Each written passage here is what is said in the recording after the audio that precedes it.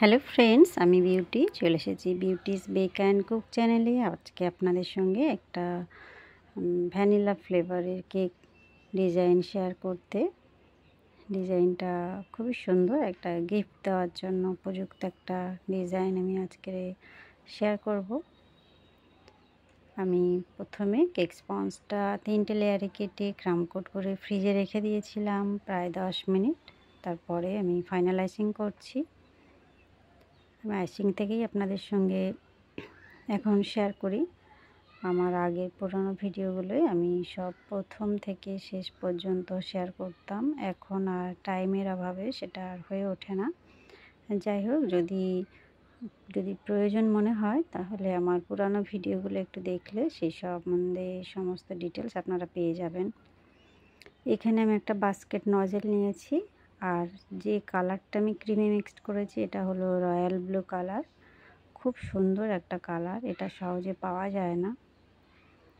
আমি অনেকবার মার্কেটে গিয়ে খুঁজে পাইনি আর কি, অনেক কষ্টে কালারটা পেয়েছি। যাই হোক, এটা দিয়ে আমি দেখুন কিভাবে লাইন লাইন টেনে নিচ্ছি, ঠিক যেরকম একটা গিফট বক্স বাঁধা থাকে সেই রকম স্টাইলে ডিজাইনটা করছি।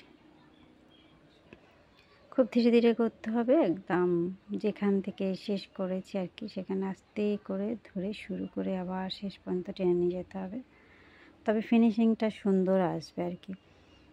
মানে প্রত্যেকটা লাইন ঠিকঠাক রাখতে হবে। আমরা শুধু কেক বানাই না, কেকের মধ্যেও আমাদের আর্ট থেকে যায় আর কি। অনেক কিছু আমরা কেকের মধ্যে দিয়ে বোঝানোর চেষ্টা করি।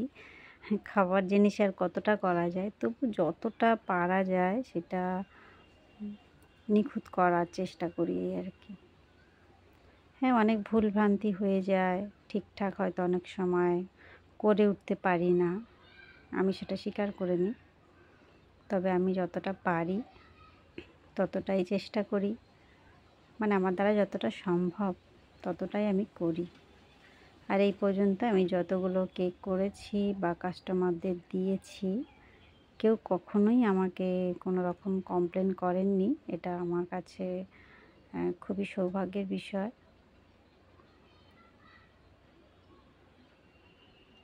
এই যে ডিজাইনটা করছি, এর আগেও আমি অনেকবার শেয়ার করেছি। পাইপিং ব্যাগটা একদম ছোট্ট করে কেটে নিয়েছি সাদা ক্রিম দিয়ে, একদম জোরে প্রেস করে এটা বার করছি আর কি। আঁকা বাঁকা করে লাইন টেনে নিচ্ছি। এই ডিজাইনটা বেশ সুন্দর লাগে দেখতে।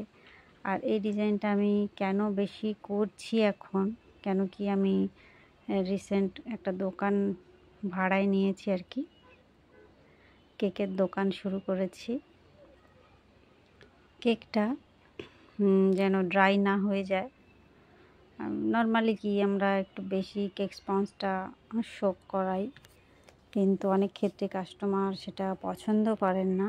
এইবার যদি একটু কম সোক করাই তাহলে বেশি দিন কেকটা রাখা যায় না, সেক্ষেত্রে ফেটে ফেটে যেতে পারে। অনেকের এই প্রবলেমটা হয় আর কি, সেই রিস্কটা আমি নিতে চাই না। কেকটা যেন ড্রাই না হয়ে যায় বা ফেটে গেছে এরকম দেখা গেলে নিজের পুরো কি বলবো, নিজেরই খারাপ লাগবে, আর কাস্টমার যখন কমপ্লেন করবেন সেটা আরও খারাপ লাগারই বিষয়।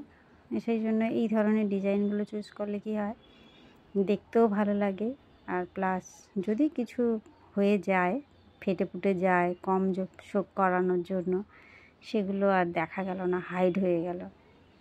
আপনাদের সঙ্গে এই সিক্রেটটা আমি শেয়ার করলাম, অনেকের কাজে লাগতে পারে।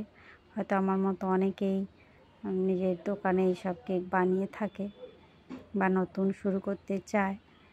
তাদের যদি কোনো প্রশ্ন থাকে আমি অবশ্যই উত্তর দেব, তবে সবসময় কমেন্টে গিয়ে উত্তরগুলো দেওয়া সম্ভব হয় না। সেই জন্য আমি ভিডিওর মাধ্যমে চেষ্টা করি যার যা প্রশ্ন তার উত্তরগুলো দেওয়া। এখানে 3টে ফুল করেছি, পাতা করেছি। এই আমার কেকের ফাইনাল লুক। বন্ধুরা, কেমন লাগলো? ভালো লাগলে অবশ্যই একটা লাইক করবেন। দেখা হবে নেক্সট ভিডিওয়। Bye bye.